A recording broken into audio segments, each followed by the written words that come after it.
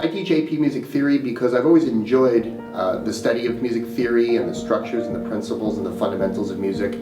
And being an instrumental music teacher, it's a nice opportunity to get out of the ensemble classroom and interact with students in a more of a traditional classroom environment and share that knowledge. I teach AP Biology because I really like the rigorous curriculum, and I like to challenge my students to think at a higher level, to be able to understand complex concepts, connect the dots, and analyze things they see around them, to understand the living world around them.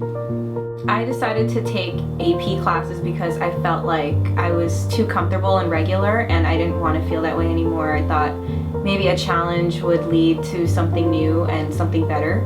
I think that especially the principals and everybody in the guidance office encourages you, but they don't pressure you too much to the point where you feel like you absolutely have to take an AP course. I think it's more that you have to find the motivation within yourself to want to be a better student. Our school has open enrollment, so if you want to take the class, you can. If you don't want to, you don't have to.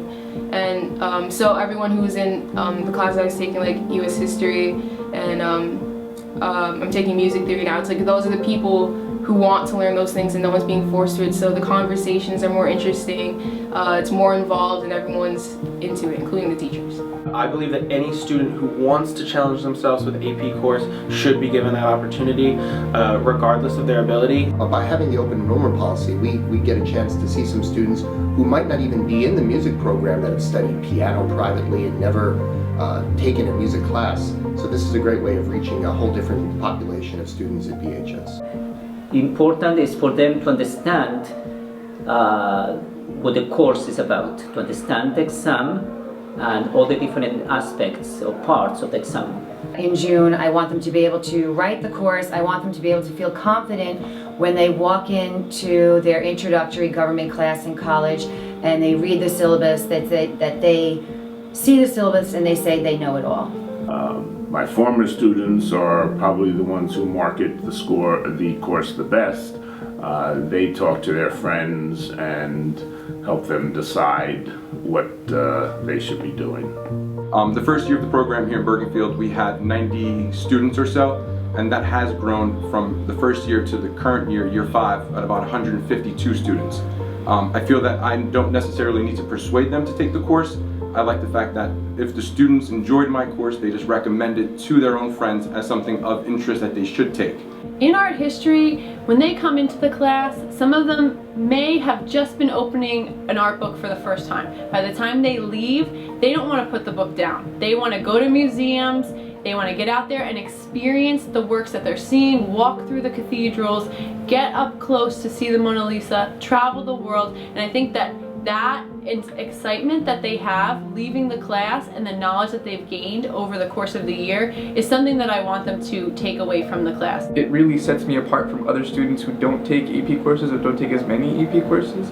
So I believe that taking AP courses will help me on my way to going to college. I want my students to be confident in their ability to articulate their ideas, confident in their ability to discuss things that challenge their viewpoint, to make connections with other people, to really be positive forces in the world around them. Many of them say that whether or not they did well on the AP exam or in my class, they had a really solid foundation to start on in college, and so they always come back and give me positive input. So I know that my method or the material that I'm teaching is definitely helping them succeed in college. You have all these students, and it's kind of like a family sometimes, because you're all supporting each other and you're all testing each other and making sure that you have the necessary knowledge to get a good grade on your test. So I think the test is less scary if you have like a study group or friends that take the class with you that want to see you do well.